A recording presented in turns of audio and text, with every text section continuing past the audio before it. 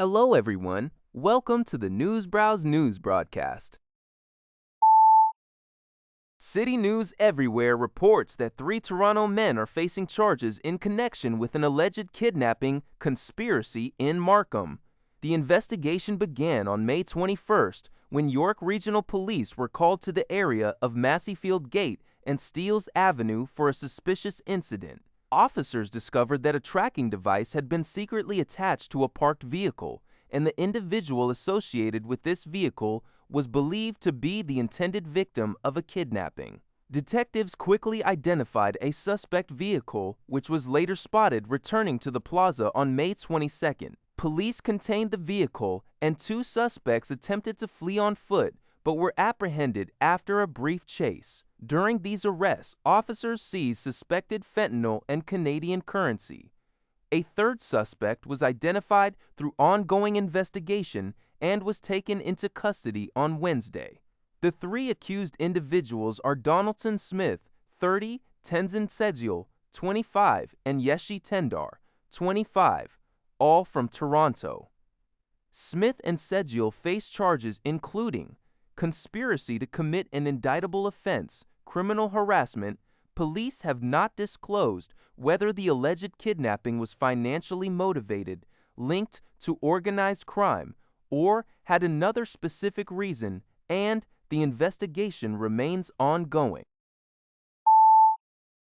Global News reports that David Parfit, a father whose son died by suicide after allegedly buying a lethal substance from Kenneth Law, states that authorities have done little to curb the online trade of deadly substances since Law's arrest.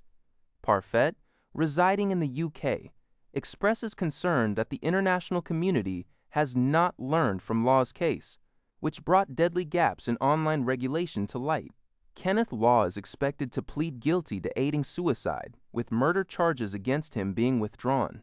Parfit is surprised that the case won't go before a jury and believes Canada should have led the way in sending a clear message against causing harm online.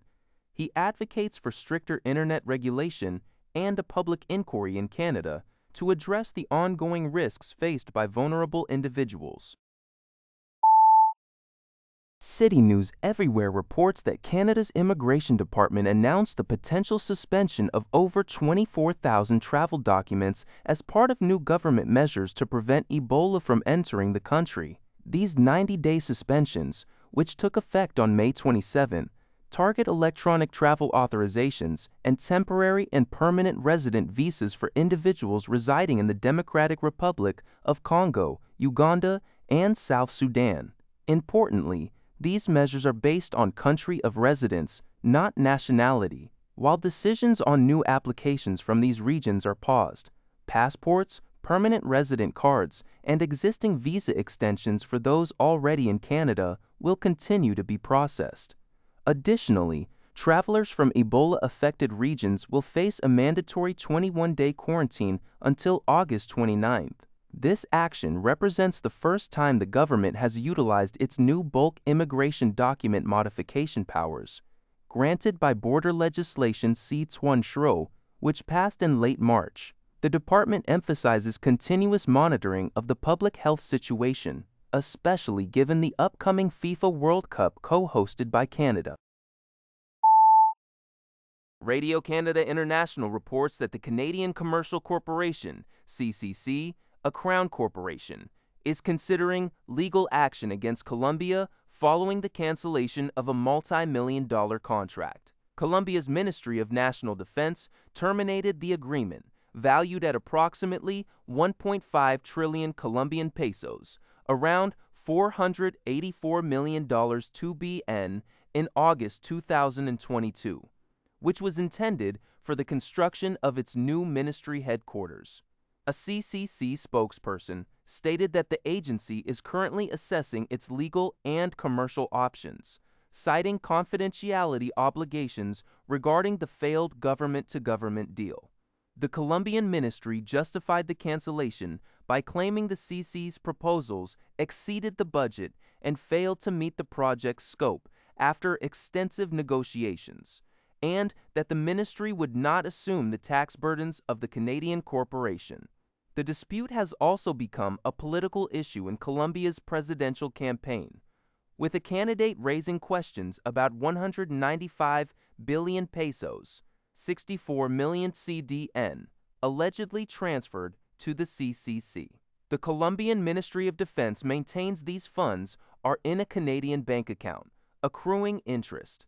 The CCC argues that Colombia's actions constitute an unlawful termination and a breach of international obligations under the Canada-Colombia Free Trade Agreement. Global News reports that Canada's Financial Intelligence Agency, FINTRAC, has issued a warning about the increased risk of human trafficking during major sporting events like the upcoming World Cup.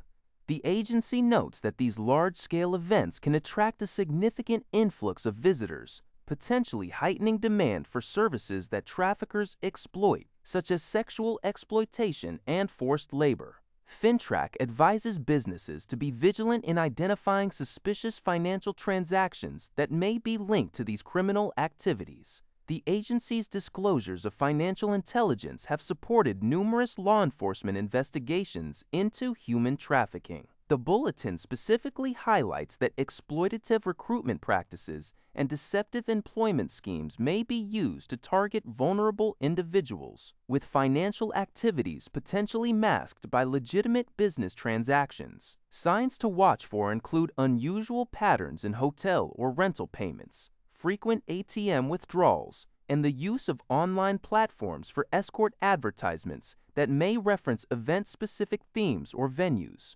This warning underscores the critical role of financial intelligence in combating human trafficking, especially during high-profile international events.